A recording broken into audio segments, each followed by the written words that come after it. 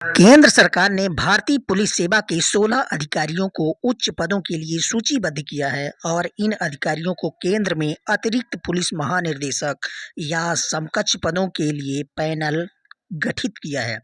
इसमें उत्तर प्रदेश कैडर के 2 वरिष्ठ आईपीएस अधिकारियों का नाम शामिल है और इन पैनल लिस्ट में एडीजी सुरेश पांडे, जकी अहमद और अशोक मुथा जैन का नाम शामिल किया गया है। तो आपको बता दें कि इनके अलावा विभिन्न राज्यों से आने वाले अधिकारियों को भी अहम जिम्मेदारी दी गई है।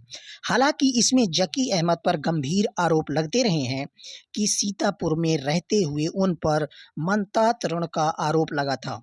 सूची में तमिलनाडु, बिहार, गुजरात, झारखंड, उड़ीसा, हरियाणा, महाराष्ट्र और राजस्थान, त्रिपुरा कैडर के अधिकारी भी शामिल है। केंद्र सरकार की ओर से इन अधिकारियों को उनकी वरिष्ठता और प्रशासनिक दक्षता के आधार पर चयनित किया गया है। सूत्रों के मुताबिक कि यह इम्पैनलमेंट केंद्र सरकार में महत्वपूर्ण जिम्मेदारी के लिए अवसर प्रदान करेगा और इन अधिकारियों की नियुक्ति जल्द ही की जा सकती है।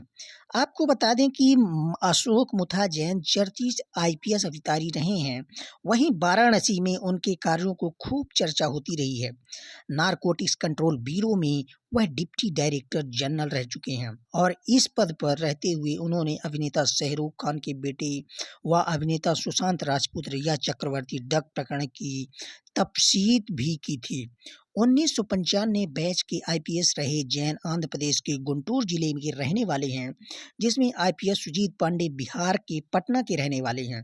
सुजीत पांडे 1994 बैच के आईपीएस अधिकारी हैं और उनके पिता का नाम नरेंद्र कुमार पांडे है और उनका जन्म 1 अगस्त 1968 को हुआ था।